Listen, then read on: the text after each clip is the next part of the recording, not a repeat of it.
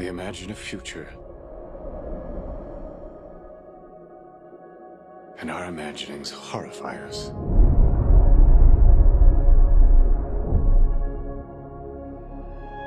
They won't fear it until they understand it.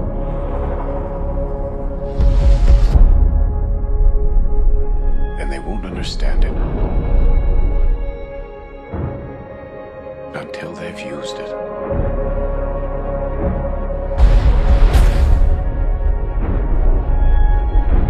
Theory will take you only so far.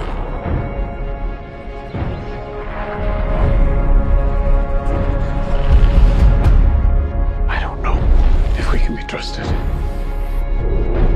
with such a weapon. But we have no choice.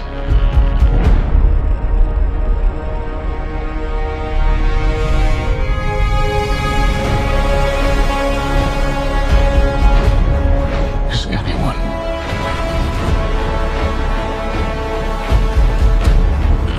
ever